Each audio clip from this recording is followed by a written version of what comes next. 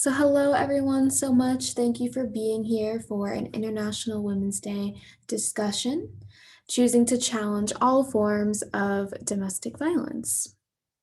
And so, as I stated before, as people are coming in, please introduce yourselves in the chat. You can include any of the information on the screen, including your name, your pronouns if you'd like, position title, organization, city, state, country, if you're comfortable sharing any of your locations. Sometimes it's really fun to see all of the different places that people are tuning in from, and maybe one word to describe how you're currently feeling. So I will go ahead and do that myself. My name is Bernison Wheeler. I'm the Education and Outreach Coordinator at Women's Advocates. My pronouns are she, her, and hers. I am calling in from St. Paul, Minnesota. And one word to describe how I'm currently feeling is connected. And it's interesting because we haven't even gotten to talk yet, and I already feel so connected by seeing everyone kind of coming in and sending their introductions and sharing how they're feeling. And even that kind of human interaction is really great for me. And also, the weather here is getting warmer. So I think for me, that is bringing up a lot more energy personally, too. So I'm really happy that you all are here and are able to make it today on this Monday. And we'll go ahead and get started right away. So one thing that I do want to invite you all to do is to take care of yourself. I have seen in the chat so far, some people are saying that yes, it's only Monday, but they're already exhausted, and that I want to acknowledge there's a lot going on, including the Derek Chauvin trial and the case starting today. I want to be cognizant of that.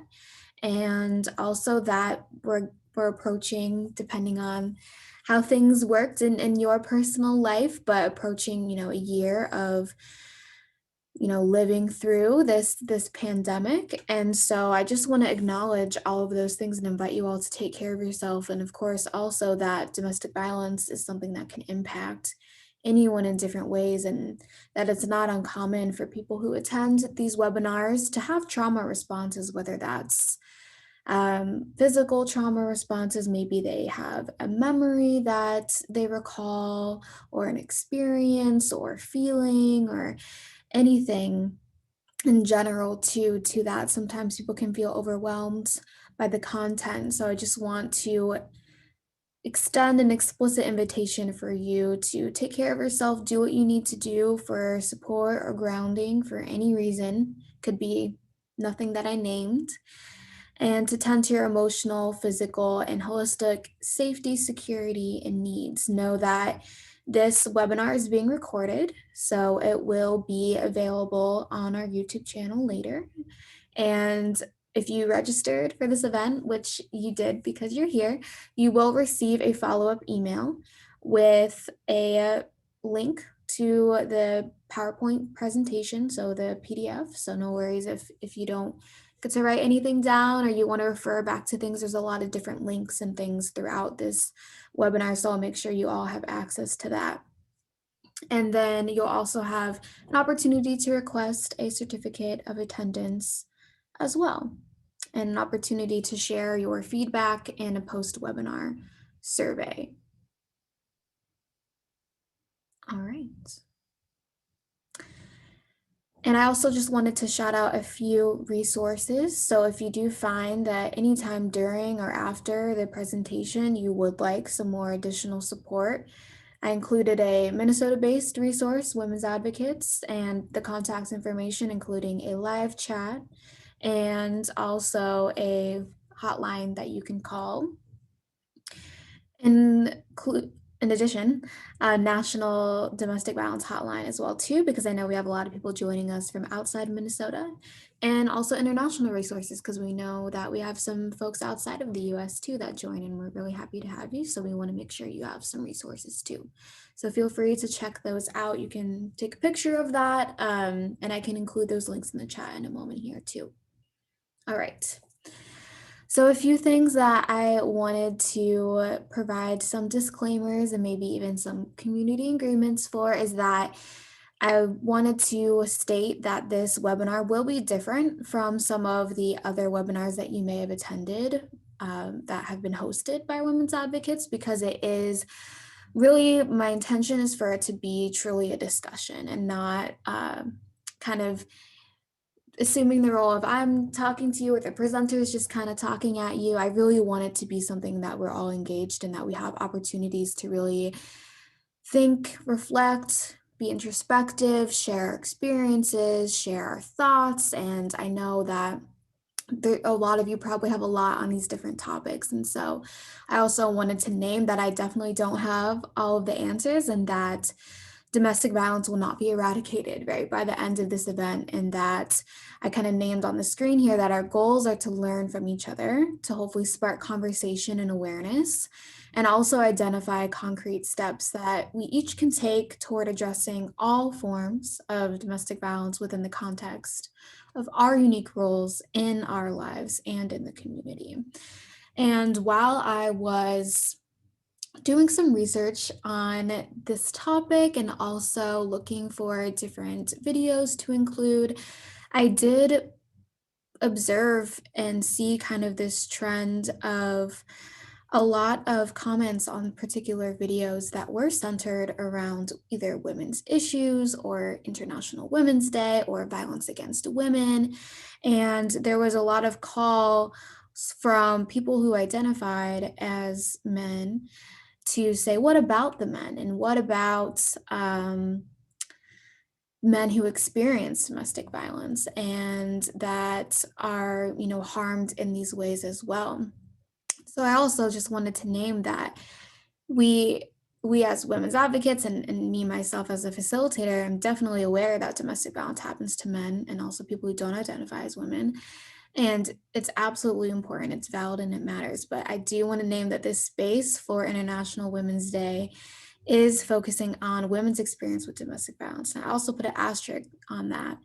And in the text box, you'll see that I think it's really important to be inclusive of all women, and that sometimes in different movements and different ideas and groups, there's been a notion that when we say women, we're just talking about a certain kind of women,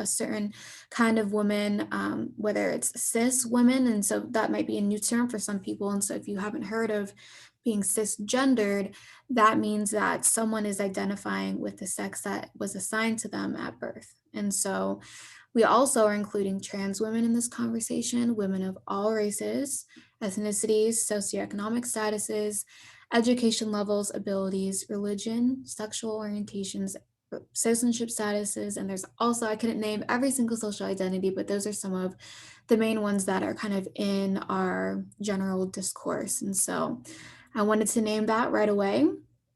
And then also, I don't anticipate it will be a problem. And after hosting over 50 plus of these webinars, I think one of the most effective and meaningful tools of these webinars has been the chat, and that a lot of you attend very regularly, have brought a lot of thoughtfulness, respect, and kindness, and safety, and engagement, and affirmation, and validation, and support to one another throughout the past webinars. So I would imagine it would be similar to this one too, but I wanted to explicitly name that too, because it will be more discussion heavy throughout this webinar compared to others. Okay, so a little bit more about International Women's Day. This year is on March 8th. It's a global day celebrating social, economic, cultural, and political achievements of women. And it also marks a call to action to accelerating women's equality, which is definitely related to today's topic that I put forth of choosing to challenge all forms of domestic violence. And so this is something that has occurred, International Women's Day, for over 100 years now, which is really exciting.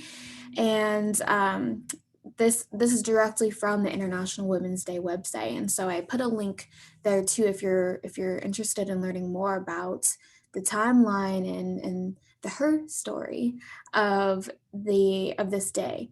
So that is linked on here that you can check it out later. But I also just kind of wanted to name, why we're all here. And the theme is to choose to challenge. And so I kind of filled in the blank, but I encourage you all too, if there's other things that you want to challenge within the name of International Women's Day in these different spheres of your life that we'll talk about later, I absolutely encourage you to do that as well. So this is a quote from the International Women's Day website as well, from Gloria Steinem, talking about the story of women's struggle for equality belongs to no single feminist, nor to any one organization, but to the collective efforts of all who care about human rights. And so that was definitely something that really resonated with me, and I wanted to offer that as a quote for all of you to really think about your conception of that story and what gender equality means to you personally as well. So a little bit about the objectives for the next 90 minutes. This looks a little different than what appeared on the learning objectives when you registered, because as I was developing this content, this is kind of really how I distilled the information of wanting to start with who we are and where we're at, and kind of having opportunities to learn about and from other people, and also making sure that we're having time to identify unique action steps and things that we can take and do moving forward in doing this work. And just another reminder of kind of what the goals are more broadly too, in terms of being kind of like, realistic about what we can do with 90 minutes, but I'm excited to see where it will go. Okay. And this is something that I found, it's from, I'm pretty sure, there's I can't see the full, I want to give credit to it, Action Alliance. I didn't assemble this, but I saw this last month during Black History Month, and I think that it was absolutely really relevant to bring up again today. And if some of these names are not familiar to you, I recommend, on the PDF, zooming in and reading a little bit more about each of these individual women and their contributions to the movement to end sexual and domestic violence too. And I think that's a huge part of, this month also broadly being Women's History Month as well too, taking the opportunity to kind of learn from these leaders and also think about what that sparks in us in our own individual roles as leaders. Okay, so in the vein of starting where we're at and assessing kind of who we are, and I think this will help set the foundation for the remainder of the webinar too. And so there are 3 different ways you can contribute to this word cloud. And the word cloud we're creating is to answer the question, what are the different hats that you wear in your life? What are the different roles or positions you hold in your family and community? And so this is a little bit different from the other polls that we've done in the past. Instead of, oh, what's your, the sector or the job that you work in, we're diving a little bit deeper and going beyond that and saying, are you a parent? Are you a sibling? You're a daughter, a brother, a son. Maybe you're the leader of a book club. Maybe you are a coach for a sport team. Maybe you are you hold a leadership role at your religious community or whatever, or you volunteer. Any of these different spheres or things that kind of make you who you are, and also could maybe provide an opportunity to integrate some of this work into the different spheres of your life, because I know a lot of us might be drawn to these webinars because of our work and thinking of how can we talk about this in other spheres of our life, in our role as a parent or in our role as a friend even, or just different places of kind of where we connect with other people. So hopefully that made sense. There's 3 different ways you can contribute to the word cloud. So I think it'll be really powerful to see all of the different roles and hats and spheres that people have on the call today, and allow that to kind of guide the conversation moving forward too. So there's 3 options, like I said. One is the QR codes. You can take your phone out and open the camera and press, kind of point it directly at that QR code, and it will pull up the link, and you can start to type in the words that answer this question, or you can go to this website, menti.com, and use this code on the screen. Or you can go to this link that I'm about to add to the chat.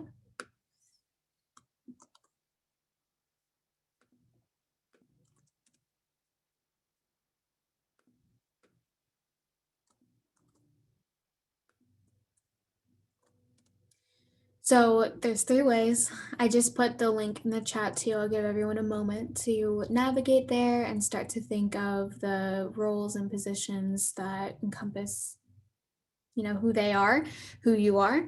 And if you're struggling with accessing the word cloud for any reason, that's totally fine. You can insert it in the chat and I can upload it into the word cloud too. So I'm gonna pull that up so we can all see it.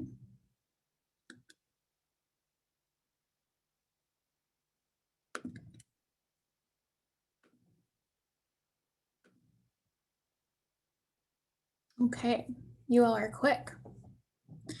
So the thing with Mentimeter is that as the same word gets submitted, it gets larger. So a lot of us are putting that we're a friend, we're a sister, we're a daughter, we're an advocate, we're a mother, we're an aunt, we're a supervisor, we are a grandmother, we are a therapist, we are a volunteer, a decision maker, a listener, a social worker, a caretaker, a human being, a mentor, a supporter, a helper, a peer, a community advocate, a support group leader, a confidant,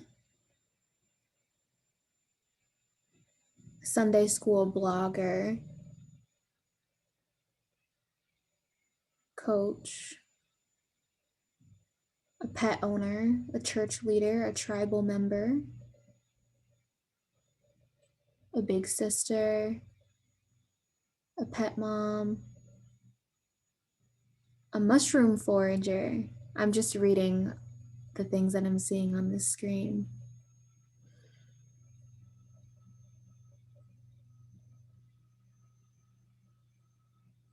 A role model, a resource, a criminologist, an influencer.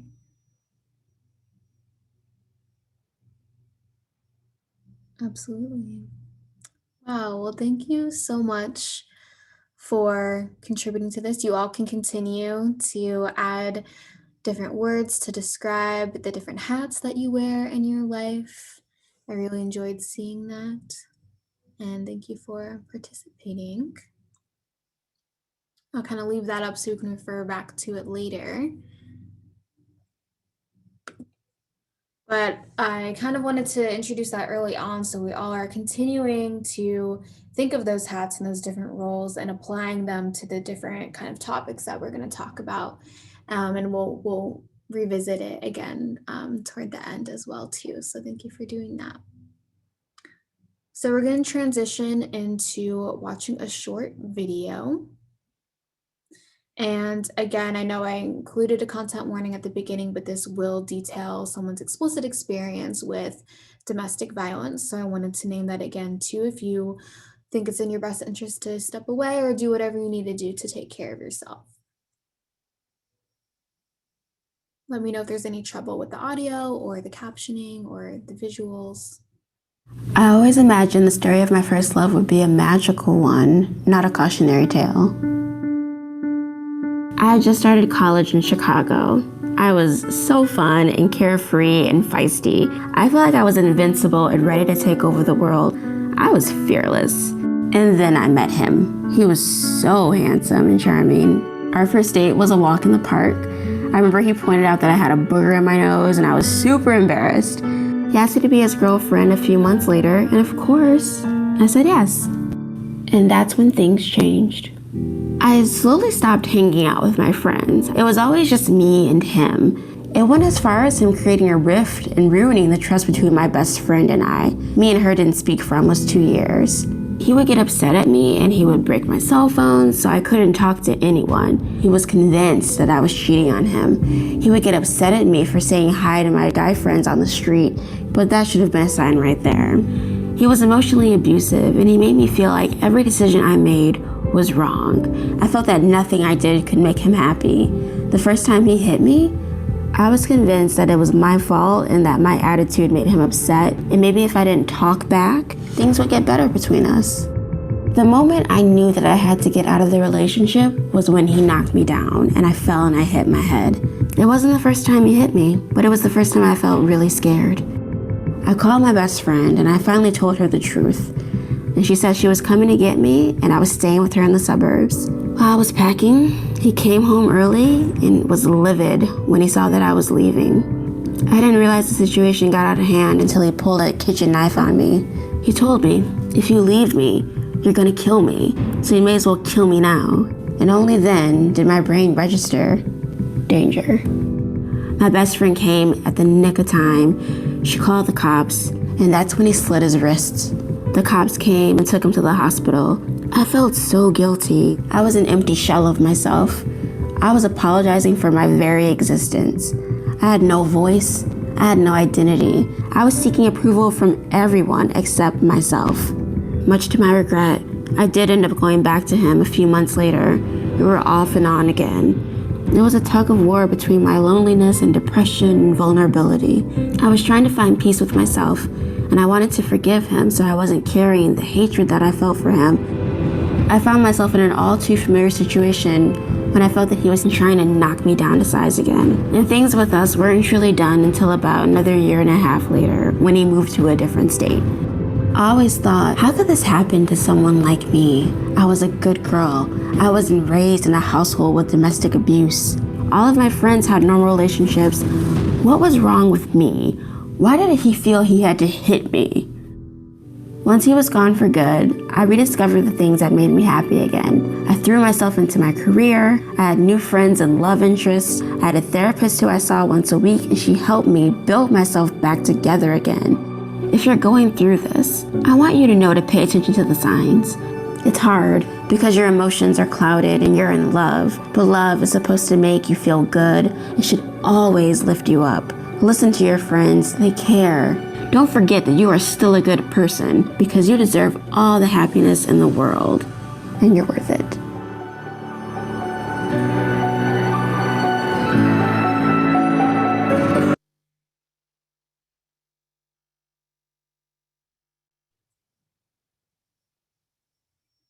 Okay, so thank you for watching that video with me and kind of talking a little bit, and I invite you to add any reactions or any thoughts or anything that came up for you while watching that video in the chat if you would like. But I thought it would be a great segue into talking about what is domestic violence, right? And if you've attended my webinars before, you know that we think of it as a pattern, intentional and systematic pattern of behavior that one person uses to gain power and control over another. So there's a lot of different tactics and forms, which we're going to talk about in a moment here, that facilitate domestic violence. And so with that in mind, I'm curious for you all to write in the chat, what are the different forms of domestic violence that the victim survivor describes in the video?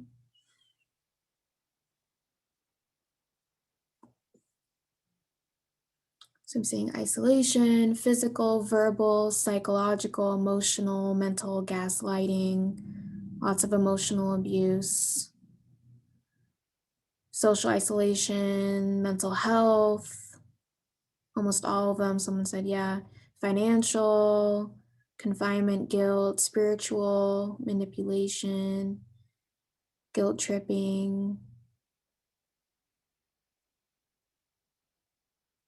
shame, property damage.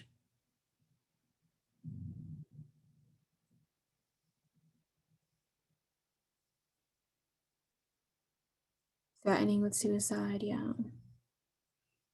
Scare, isolation, threats, using the children, threatening to take children away, emotional neglect. Yeah, you can all continue to put those forms in the chat of what you perceived, or maybe you may have had an idea of what other forms could have been happening that maybe not were explicitly mentioned in the video. But these were some that I picked up on personally when watching and listening to the story.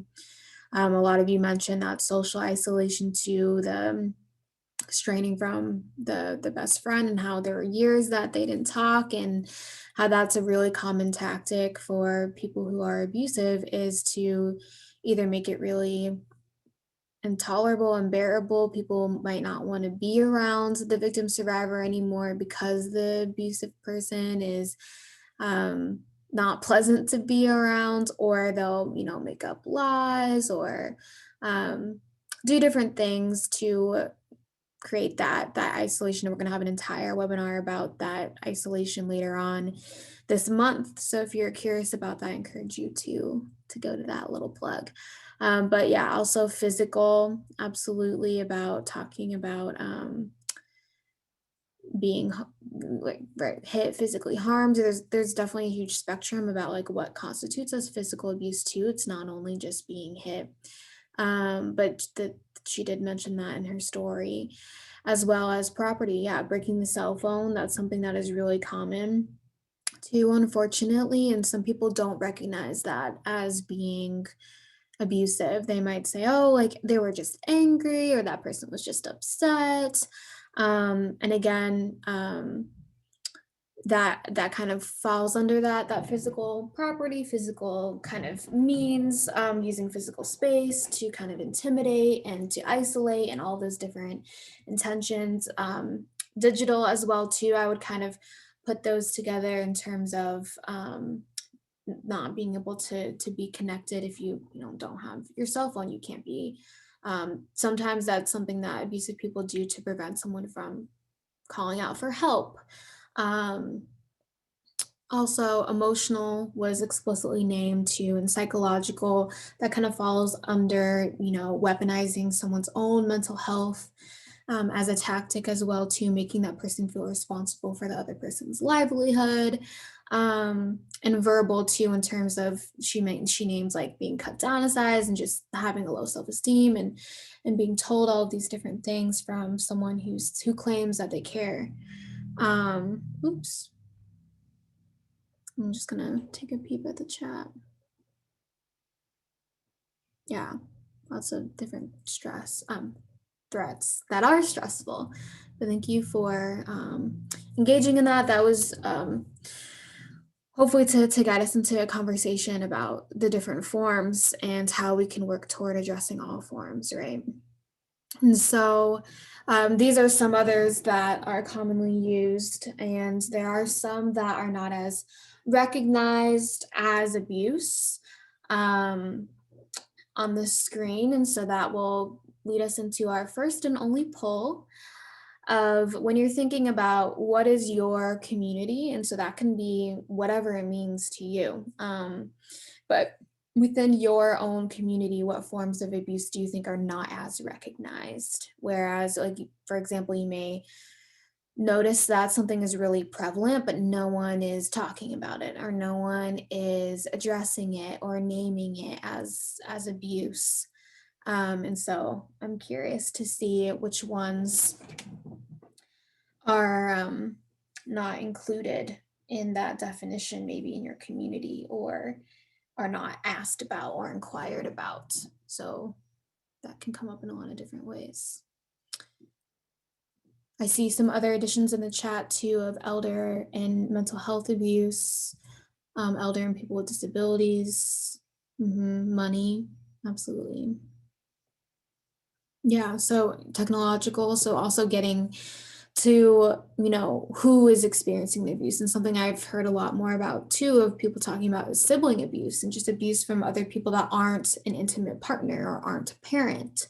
And something during the pandemic we've heard a lot about is parents being abused by adult children, and kind of feeling trapped and saying, I want to still be there for my child, but they are threatening my life, or they're taking my money, or they're doing different things that are really harmful. So that's definitely something that has come up as well too.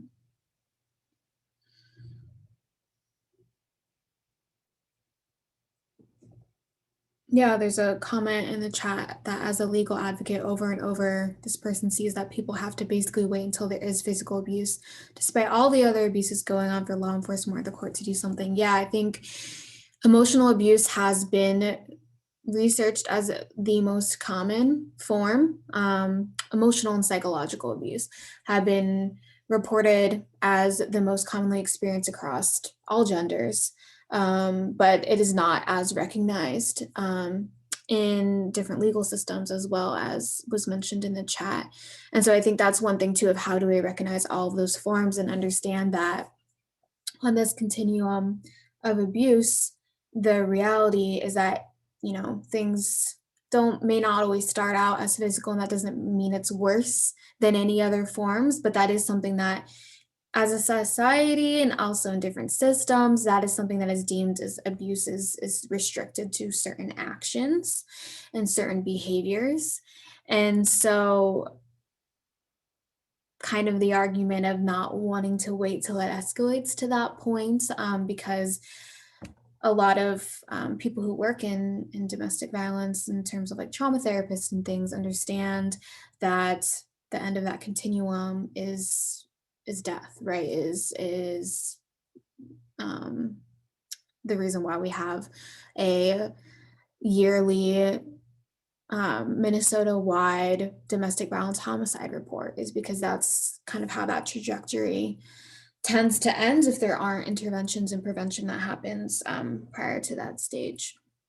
And so there's also a lot in the chat about some clients are afraid of reporting the assaults to police due to their immigration status and other barriers to things too, and that being something that can be weaponized. A lot of different marginalized identities can be weaponized and used against that person in terms of threats and other things too.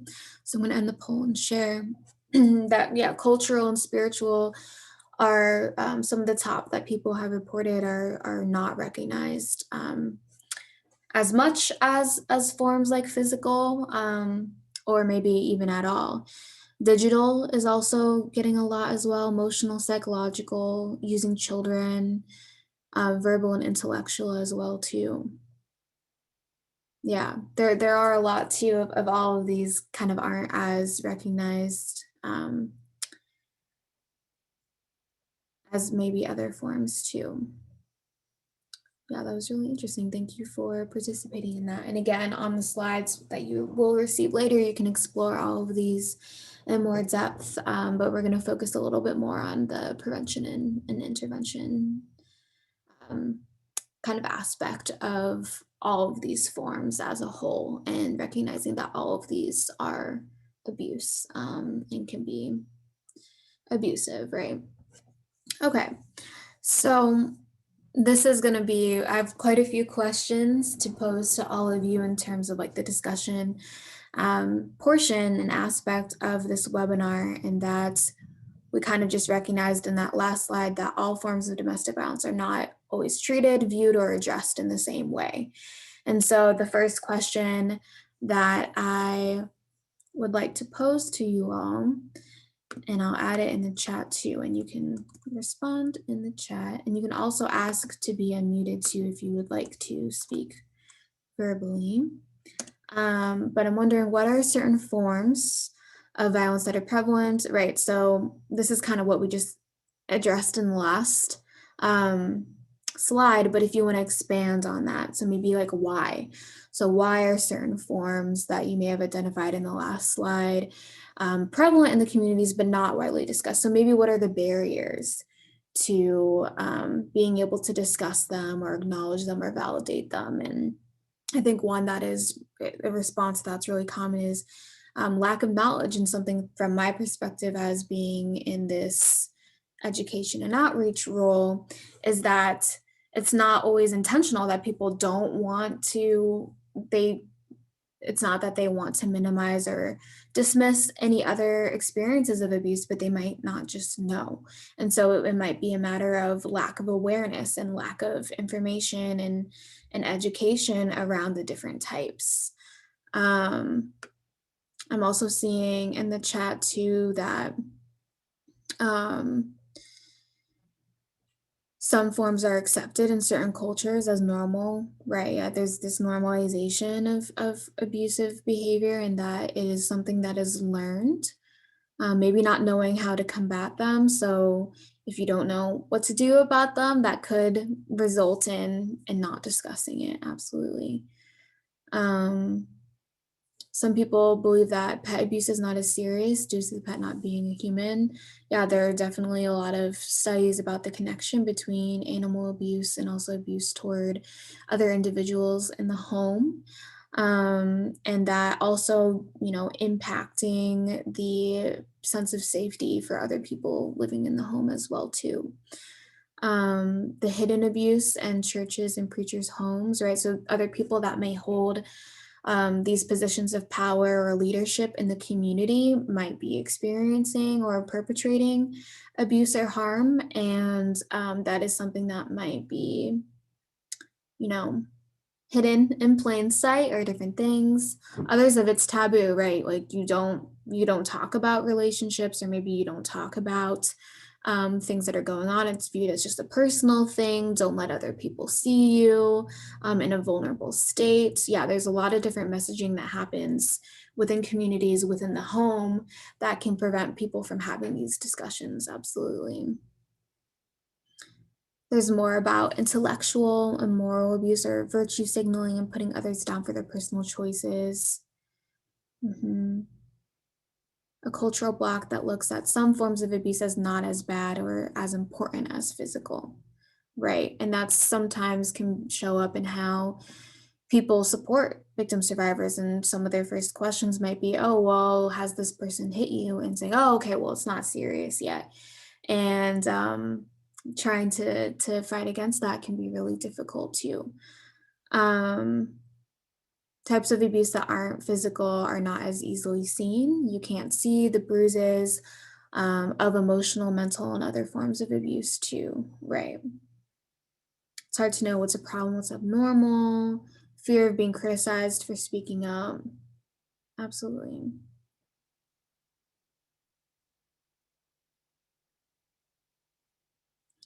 I believe that yelling's not an abuse, or talking about breakups, what's seen as abuse. If you leave, I'll kill myself, or jokes that are ingrained and not seen as abuse. If it bleeds, it breeds. Making suggestions about how to improve meals that were prepared, and joking in situations about being a horrible cook. Victim blaming. Right. Yeah. Some things that are maybe um, less overt, maybe more subtle, maybe something that is more picked up by the person who is experiencing the harm. Fear of what will happen to the partner who's the financial provider, fear of the threats of deportation, kids being taken away, will come true as threatened by the abuser. Sometimes it's a generational thing. Mhm. Jokes about way age looks. Yeah, there's a lot of different things, and right, denial, maybe there's lack of support, or feeling embarrassed. There's a lot of different barriers to that too. Thank you for engaging in that. So the next question, and that's something that people just kind of were alluding to in the last one, is kind of like what makes a behavior abusive. Um, and so if we are someone who is supporting or maybe even assessing, like, what's going on, is this okay, how can I help this person, and some people that I have presented to and interacted in these conversations with have very kind of like black and white, or maybe very a systematic way of assessing, oh, okay, well, I kind of hear what you're saying, and that doesn't really seem abusive. That seems toxic, or they'll label something as unhealthy. And so I'm curious of what your perspective and opinion is on what makes a behavior abusive, if it can be ambiguous for some people.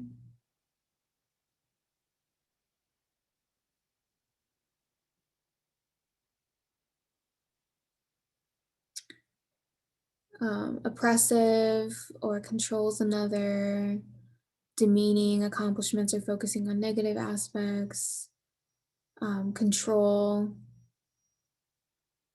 right? Damaging to the well-being, anything that makes a person lose their self-esteem, a pattern of power and control tactics, something that's continuous, right? There's that pattern.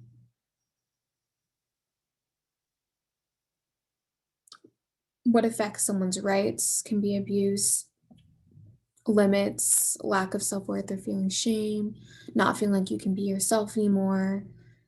Sometimes abusive things can be learned patterns from families, constant complaining about everything and making it seem like it's your responsibility, right? Like not taking accountability for their own actions, not being able to be communicative, feeling unsafe, feeling insecure.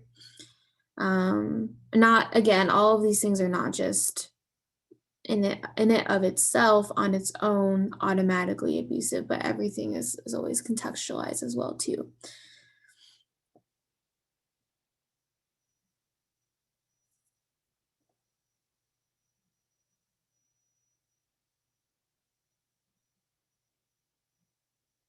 Right, I'm just reading through these.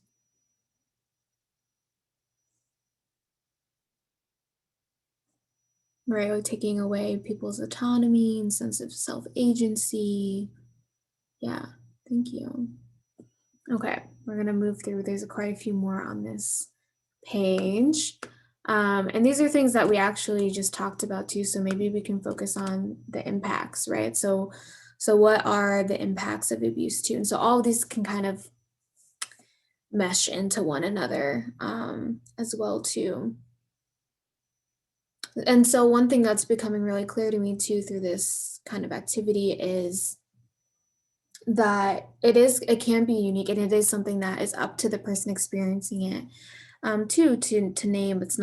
This isn't an activity for us to go around and say, oh, I need to tell everyone and point out everything that I think is abusive, but more so, how does that inform how we show up for other people? Feeling the need to withdraw or cover up can be impacts or components of abuse. PTSD,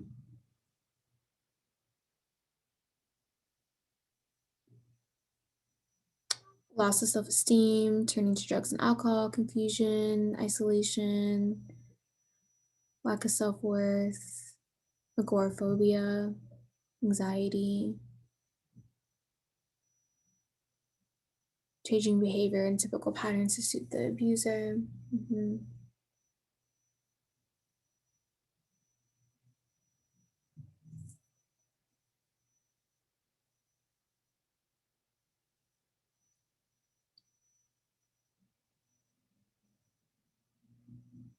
Something that came up when I was reading some of your responses was about this kind of like self-denial of not paying attention to one's own, needs and desires and thoughts, and really catering to someone else's. And through trauma sensitive yoga, they talk about this idea of interoception. And it's your ability and your capability to tap into your own bodily and physical sensations and your needs and in your internal awareness. And how people's trauma survivor, domestic violence survivors, interoceptive abilities can atrophy over time in the brain region and solar cortex that is kind of responsible for that function can be diminished over time, just like any other muscle. If you don't use it, things like that kind of goes away, right?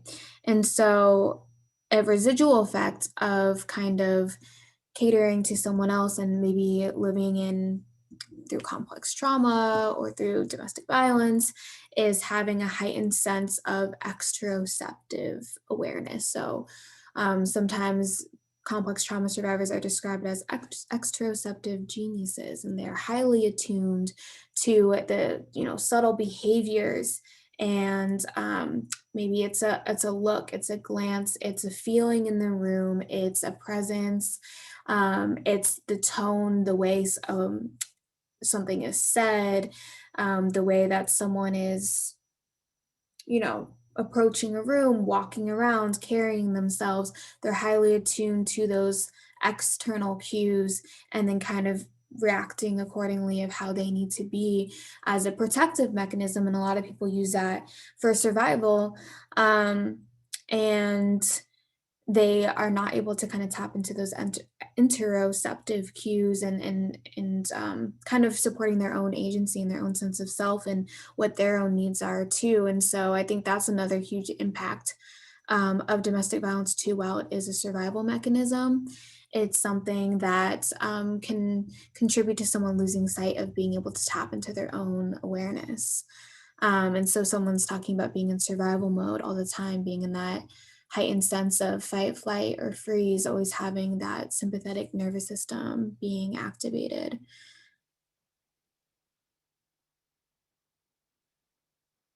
Right. Okay. We won't spend too much time on this much longer, so we'll move on to the next question here.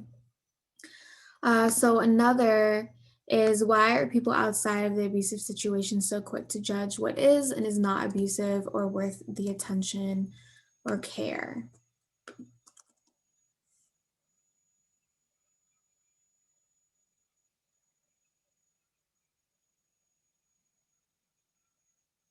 Some people are saying lack of awareness, ignorance. Also, just another reminder to click the button above the text box to change the button to all panels and attendees so everyone can see your message too. Some people simply don't know how to help, right? Lack of understanding or awareness.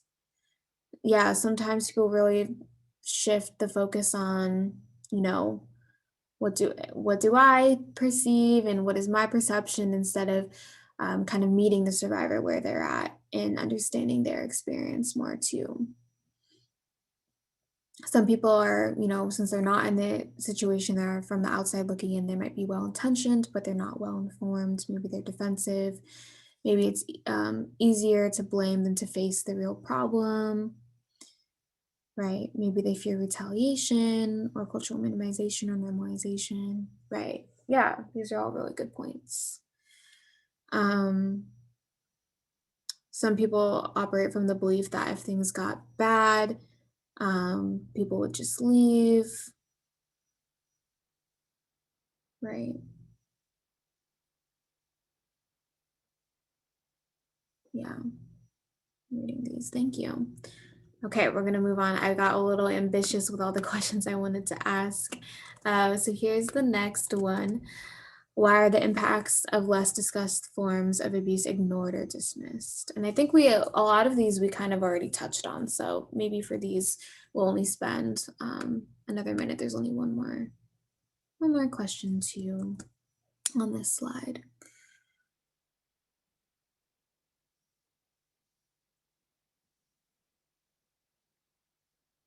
And I think people were talking about this earlier too. If it's something that people can't see, or people have a hard time understanding, then that's something that people are quicker to ignore or dismiss, bringing into right the law and seeing education. It might be hard to name, right? If you don't have a name for it, maybe that's something that we see a lot with like reproductive coercion. People can say, oh, this doesn't feel right. This doesn't seem like it's a good thing. I don't like it, but they didn't know there was a name for it. Um,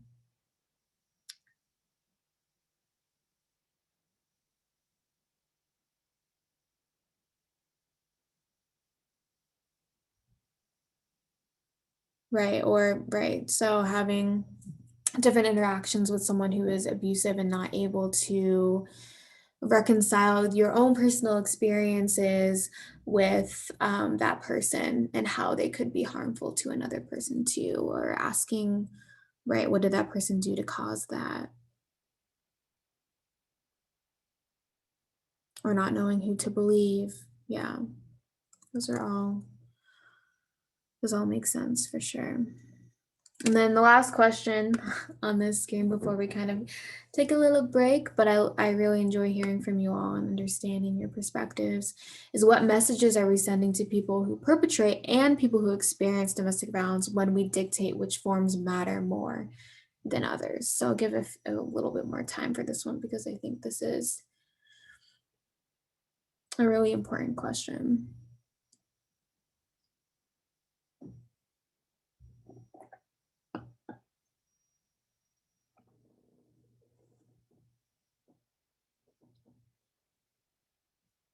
One thing when I was writing that question that I thought of was that we might be communicating that, you know, these less overt and these less known forms are actually really effective ways, and that it kind of perpetuates that and reinforces that it is a way, because the victim survivor might feel like, okay, no one's going to believe me because it's not fitting their potentially limited or narrow scope of what they think domestic violence is. So no one's going to believe me, no one's going to support me. Or maybe a message to the person who's using the abuse is that, oh, okay, people don't really understand this tactic, but it's really effective in getting this person to do what I want them to do, or to feel power and control over that person. So I'm going to continue to do it. And so I feel like I do pick up on those messages of what matters more and what is, because I think a lot of victim survivors will internalize that and say, oh, I'm not really a victim survivor, or I didn't really experience abuse because, you know, this person never hit me, or this person didn't do whatever is within their personal definition of what domestic violence is. And that can be really invalidating for some people if they feel um, that others, you know, are dictating what their experience is, and that it's not as bad, like people are saying in the chat. If you don't leave a mark, it's not really happening, or that the experience doesn't matter as much as other people's experiences. And that the question should focus on, why does this person choose abuse, instead of why doesn't that person leave, right? Putting the accountability on the person who's using the abusive actions. Maybe the belief that, you know, I don't matter, or that no one can help me, right? And sending a message maybe to perpetrators that you're not bad because you don't do this lesser known form of abuse, or because you don't do the more overt forms of abuse, right? Less harmful, or that not all the experiences matter, that the trauma isn't real because people aren't talking about it, people aren't discussing it. Maybe it makes people doubt what that person is going through. Maybe sending the message that people who use abuse are right, and that the person who's experiencing it is wrong. That there won't be consequences for the actions of the abuser. Um, right, it's not really abuse unless it's this, so you're not abused, and that doesn't really help the person, right, who's experiencing that. If you're like, oh, okay, well, no, I'm going to invalidate that there's no end to the situation. Oh, and also, right, abusers can be prominent people and members of the community. There's also a message about survivors who don't even realize it's abuse because it's not physical. Maybe they minimize it, or you know, other people have it worse than they do. Right? There's a lot of like comparative trauma that happens.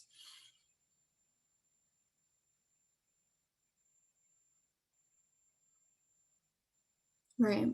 Okay. Well, thank you so much. I'm sorry if I didn't get to read your message aloud, but I really appreciated all the engagement. We're gonna transition into another video to kind of get us into the last portion of today's discussion.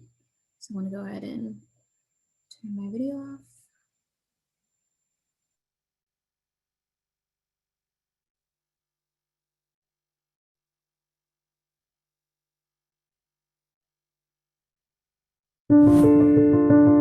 Globally, 1 in 3 women and girls worldwide have experienced physical or sexual violence during their lifetime.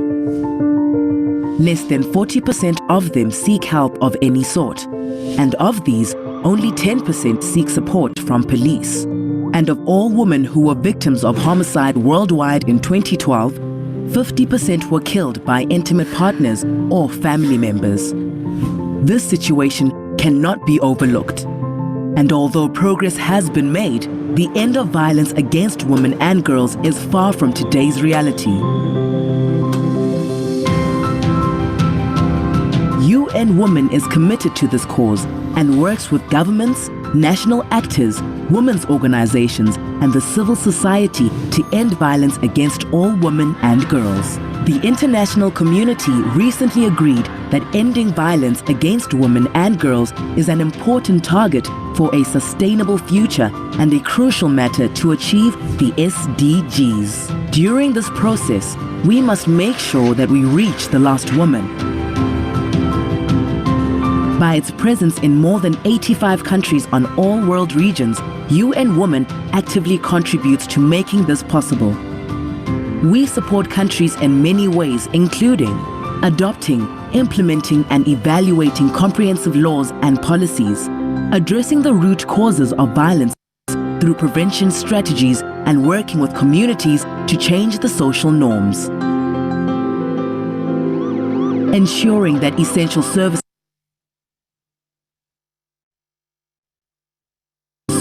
and support are accessible to all survivors. And collecting data and conducting analysis to fully understand the nature and extent of the problem.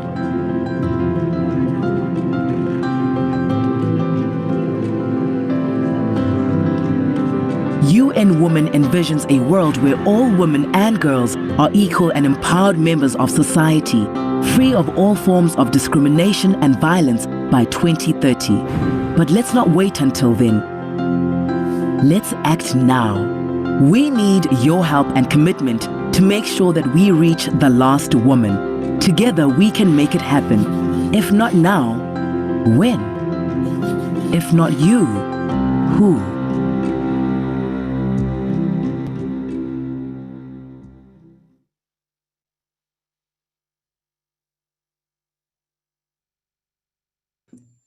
I was muted again, sorry. That was a video by the United Nations, and I just looked up, they mentioned SDGs. SDG, if you're curious, is Sustainable Development Goals. So this is just a quick internal debrief, so it's not really you can type in the chat if you want, but I was just offering a few reflective questions after watching that video. For you to think about to yourself if you'd like. How did you feel while watching that video? How do you feel after? And an encouragement to make space for those feelings. What do you want to do with those feelings? Was anything mentioned in the video that reminded you of things that you're already working on or of things that you want to work on in the future? So this is kind of transitioning us into the next step phases for the remainder of the webinar. So again, from the UN, they created this model, a comprehensive framework for how to prevent specifically violence against women, which domestic violence does fall under that category. And they kind of created this acronym of different things for respect. So relationship skills strengthened, empowerment of women, services ensured, poverty reduced, environments made safe, child and adolescent abuse prevented, and transformed attitudes, beliefs, and norms. Sorry, just noticed my earring broke, I think, or no, it's fine. Sorry, thought it was broken. My apologies. So respect is kind of this comprehensive framework. So I was really ambitious when I first started putting this together and was like, oh, we're going to create a whole model together. And I just realized that was not feasible for 90 minutes, but I wanted to offer this as some examples as they're brainstorming what we can do in our unique roles in the community, and also encourage you to explore these 3 links on the slides later when you have them to learn more, they have really excellent guides about implementing this framework and what the framework means and all of that too. And so continuing on that, they did provide this guidelines of effective programming. And there was a comment about the statistics are being terrible. And I'm not sure if you meant like inaccurate or just that it is overwhelming and how prevalent it is. But it is something that as things continue to get updated and we learn more, the numbers do tend to kind of grow in that capacity too. But these are the guiding principles of effective programming. So they talk about these different core values and generating and disseminating knowledge. And then also these different approaches too, of like making sure we're addressing prevention, the continuum of that, implementing combined interventions, promoting coordination, taking a life course approach too, so engaging, children, adolescents, young people in early interventions, and also, as people mentioned in the chat earlier in the webinar, that abuse later in life or by elders or experienced by people who are older as well is absolutely really important as well too. And so kind of providing all of that framework of thinking what might resonate with you. And I can pull that up again too, but I'm curious to know, and this is kind of that engagement part again too, of what does domestic violence prevention and intervention for all forms of abuse, what does that mean to you? And so I definitely don't want to prescribe that and say this is what it has to mean. So I'll put it in the chat too so you can see the question. But people are saying that they feel hope for the future. They have faith. It means healing. It means being educated and aware, equality, that there's a lot of work to do, but it's not impossible, that it's built on respect and educating younger people, making sure that we're providing support and healthy relationships, respecting and treating each person with dignity and respect, having a level of understanding.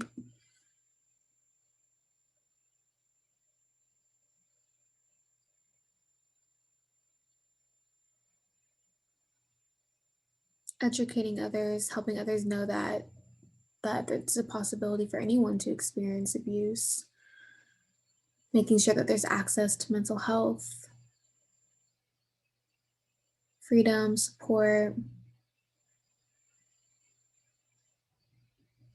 Right, it means those early interventions, early prevention efforts, holding offenders accountable, connecting survivors to necessary support, whether that be community resources, family, friends, religious institutions, having a plan to deal with family dynamics that can breed violence against women. That means working with families to address and maintain family growth, healthy growth. Right, shifting the culture, letting survivors know they're not alone, right? Age-appropriate education for healthy relationships. Yeah, these are all really great ideas and really great visions for what domestic violence prevention and intervention for all forms of abuse may mean to you. And so that's something that I hope you all continue to think about. Oh no, this kind of was weird, but so this is our what, why, how model. So I wanted to talk, and while I'm encouraging you all to think about things individually, so individual actions, I did want to provide a little bit of information about how Women's Advocates is approaching this on an organizational level. So kind of what does our outreach and education program do? And so this kind of talks about addressing domestic violence in this model of where we live, learn, work, and gather, by equipping individuals in those respective areas with knowledge, tools, resources, and skills to help break the cycle of domestic violence. And so that's kind of the mission statement for our particular program, and kind of why do we think that's important. And so we talked about that a lot as well today. And then kind of the how of what are different opportunities for how we can disseminate this information and start these conversations and talk about these different skills and tools. And so there are a lot of different models for prevention. And so one of them talks about this primary, secondary, and tertiary too. And so for women's advocates, an example of primary prevention in terms of trying to stop violence before it starts is our intervention in schools. So providing healthy relationship education, going into classrooms, which has been a little difficult with the pandemic, but that is one of our top ways that we engage in primary prevention. And then in terms of secondary prevention or early intervention, that can kind of go toward our school work as well, but not just in middle schools, but predominantly in high schools and post-secondary education. So colleges and universities, and even other community groups too. So groups for, new moms, new parents, groups for lots of other things too, in terms of trying to provide that education and make space for conversations about that. And then tertiary, so supporting survivors and holding perpetrators accountable too. And so that a lot of that through women's advocates is our emergency shelter and psychoeducation that we do in our support groups. So that kind of, we're going to talk about that in a moment here, but trying to think about too of when you are talking about prevention and your own work or in your own role in the community, are you talking about primary prevention, secondary, or tertiary? So that's kind of one of the tools that I want to offer to all of you to think a little bit more of what exactly do you mean by prevention. And then on this terms of spectrum of prevention, I did want to talk about different like systems and different levels of prevention and how that has connected to how women's advocates has also been addressing various forms of abuse as well too. And so starting at the very top level of influencing policy and legislation and trying to make kind of more of a systemic change in terms of back in the 70s when we were founded, we were really active in kind of grassroots movements and legal work in terms of lobbying for and achieve the passage of the Shelter Appropriation Act, which provided state financial support for shelters and safe homes, as well as the Domestic Abuse Act, which allowed individuals to obtain an order for protection without having to file for divorce or legal separation. And so those were some things in terms of like policy and legislation. Obviously, with our shift toward really focusing on our emergency shelter, we haven't kind of worked on lobbying for passages of certain acts in that way. We've definitely supported other organizations kind of making those legal and legislative efforts. But in terms of changing organizational practices, so for women's advocates, that looks like radical hospitality, elements of transformative justice, trauma-informed and victim-centered and victim-driven advocacy, and an explicit example are things that we kind of talked about earlier of not using when was the last time you were hit as an intake question, right? And just, asking, are you a victim survivor of domestic violence, and trusting that person's, word for it. And saying, if you are saying this is what you experienced, I believe you, and we want to help you. And then in terms of fostering coalitions and networks, there's a lot of different prevention networks within Minnesota and also beyond Minnesota too. So being involved in those can be opportunities for working on wider, larger scale prevention efforts as well too.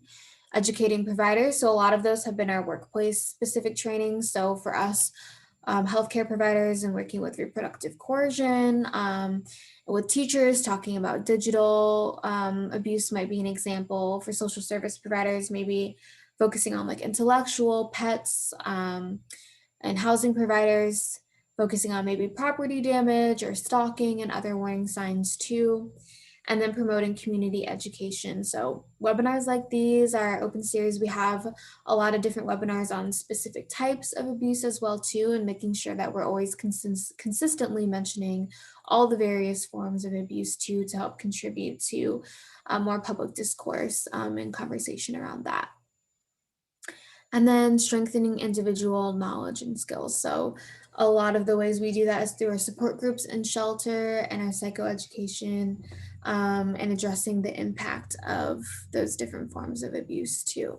And so strengthening what are green signs, green flags versus red flags of relationships, and again, like a lot of people mentioned in the chat, of providing that mental health connection and support too. So that is just an example of spectrum of prevention, and you all can kind of think of what this means to you, and if there's things that you want to focus on, these different tiers of prevention, I encourage you to do that as well too. And lastly, on that topic is the ecological model. And so kind of thinking as an individual, within relationships, within community, and also within on a societal level too, how can we collectively work together to help address domestic violence, right? All forms within all these different realms too. So these are just tools for you to kind of sit with and think of as you're navigating your own kind of plan and idea. Okay, so I think we're actually going to skip this question because I want to focus on some of the other questions too. But some food for thought of what and when were you taught about relationships that informs how you think about domestic violence? Some people never really had an explicit conversation. They kind of just learned from their environment. Or what are ways in which you could be unintentionally or unknowingly perpetuating, reinforcing, or upholding environments or attitudes or beliefs that are conducive to domestic violence, and or the idea that only some forms of abuse are valid and real. And so I think being able to look inward, I think sometimes when we think about prevention and eradicating domestic violence, it absolutely does lie in the person who are choosing to use abuse to stop choosing to use abuse. But in addition to that, thinking of ways that we might be contributing to that, because we can only, control our own actions. And so what thinking analytically and vulnerably about how might we be contributing to that, and how can we shift our actions and approaches to things too. Okay, so this is a little information about prevention and intervention as a family, friends, or coworkers. So, going back to the very first word cloud that we created together, about all the different hats and roles that you have in the community. A lot of you had said things of different family positions, or being a friend, or being a coworker in that sense. And so this is kind of a model of how to help victim survivors in terms of asking questions, listening, and staying connected, especially during the pandemic. So I linked this source on the slide for you to check that resource out and learn more about how you can show up for victim survivors in your own kind of like personal life. And that's kind of what this slide is all about. So I hope that that is helpful. And then this kind of gets to the very end of what we're talking about. So hopefully everything we've talked about so far has built up to us being able to talk about challenging these various forms where we live, learn, work, and gather. And so there might be different forms that might be more privy to in these different spheres of our life. So where someone lives, we might be more aware of things like property damage, or we might hear verbal abuse from our neighbors, or we might see children sitting out in the hallways or sitting outside of their home, or doing other things to maybe avoid things that are happening within the home. Again, maybe witnessing harming or threatening to pets, reproductive coercion, or sexual abuse too. And then I'm just going to kind of add the other forms to these other places too. So a lot of these we've already talked about, and how we might encounter all of these different forms in our different spaces of our life. Again, so where we live, learn, work, and gather. All right. And so these are some examples of setting maybe like SMART goals. So specific, measurable, attainable, realistic, and timely, or time-based.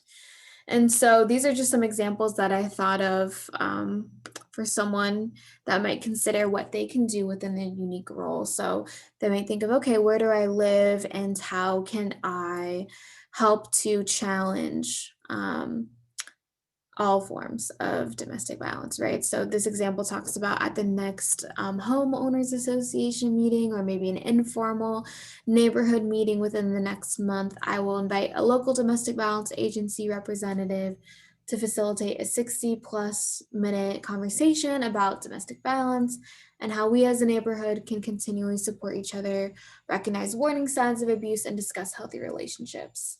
Another kind of commitment could be to post at least 5 safety resource flyers in 3 different frequently visited common areas within the next month. So maybe where mailboxes are, or the park is, or the community center, or other places where people frequent.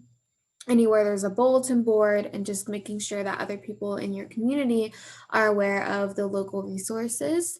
And most of the time you can reach out to a local shelter and say, oh, do you have, flyers that I can print out? I know women's advocates, we do. And there's a lot to, even if you want from like the National Domestic Violence Hotline too, they have bulletin board flyers as well. And if you're interested in that, you can always reach out to me too, and I can send those to you. And then also thinking again where we live, starting with what we have. Are we doing the work within our own homes? Can I have ongoing conversations with my children and my family as a whole about healthy relationships, respect, warning signs of abuse, and how to access support for themselves and also other people that they might encounter? So those are just some examples for the where we live realm. Where we learn realm, so there's another two of, in the next month, maybe I'll inquire at my children's school to learn more about their healthy relationships and sex education curriculum. Maybe I'll learn more about various events or programs and other opportunities available at my children's school to learn more about healthy relationships and abuse prevention. Maybe if those don't exist, you can connect with other local resources to maybe set up an event or programming. And then as someone who is learning about a new skill, a hobby, a sport, or obtaining a new degree, so again, maybe you don't have children, but you have other contexts where you're learning things, you might engage in one conversation about violence prevention with someone else within that learning environment. So it can really vary on what you want to choose to do. This is about work. So this offering talks about discussing hosting a screening of an educational video about violence prevention. And if you're interested in what those might be, you can always reach out and I can send some your way. But at a next staff meeting, maybe using it as an opportunity to discuss professional boundaries, and then other supports and resources for people on our team at your workplace who might be experiencing domestic violence themselves. Learning more about integrating trauma-informed approaches into your daily work and interaction with people you support and come in contact with. And then lastly, maybe you're in a book club and you might recommend the book Goodbye, Sweet Girl by Kelly Sundberg or No Visible Bruises by Rachel Louise Snyder to a weekly book club to initiate conversations about domestic violence and how to support each other and the people we come in contact with. So those are all a bunch of different examples that I thought of, and now I want to pass it over to you to add in the chat how you will choose to challenge all forms of domestic violence. So you can say, as a mother in the community, I will choose to challenge all forms of violence by this. Or I will, as a sports coach in the community, I will choose to challenge all forms of domestic violence by doing this, doing blank. And so one thing, with your permission, and I'll make sure there's no identifying information, I will kind of assemble a graphic too, and I'll send it in the follow-up email. And maybe also post it on our social media too, of what we came up with during this discussion of how we're going to choose to challenge all forms of domestic violence within a specific role in the community.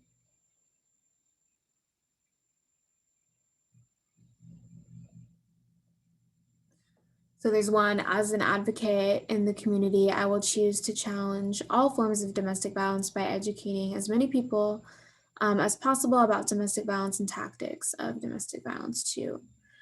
As a mother, I'll talk to my children about healthy and unhealthy relationships at a young age. As an advocate, I will keep working hard to provide resources for our immigrant clients.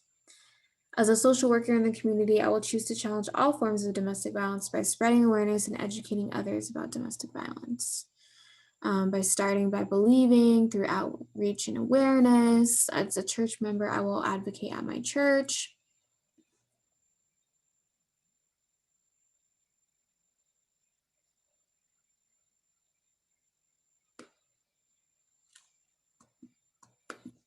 As an author and speaker, I will discuss all forms of abuse in my books and speeches.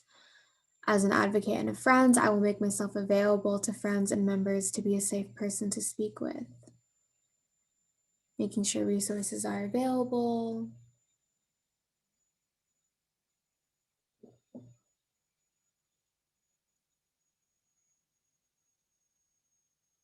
Listen, show empathy, and use motivational interviewing when engaging with families and individuals. As a church leader, I'll provide further information through educational materials available to pick up. Sharing my own story of domestic violence with them when they're at an appropriate age. Yeah.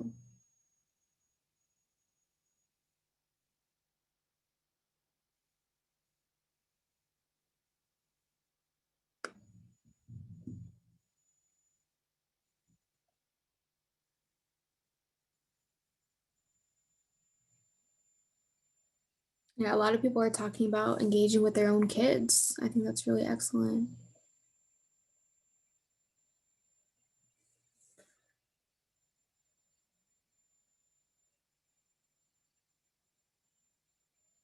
Okay, just a few more minutes for people to continue brainstorming. And I think what I'll do as well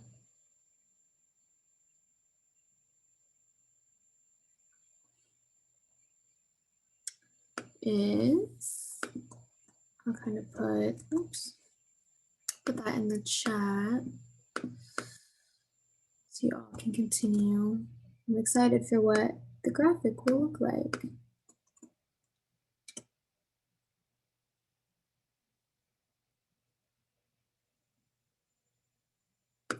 And then I'm going to pull up really quickly what you all put in. So maybe you can look at this list again and see, fill in the blank. And it can be for multiple things too. As a partner, I will do this. As a supervisor, I will do this.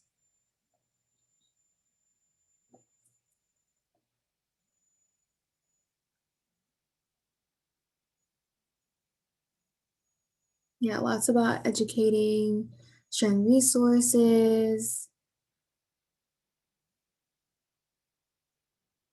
partner with schools to help teachers know how to respond when they see something with their students. Yeah.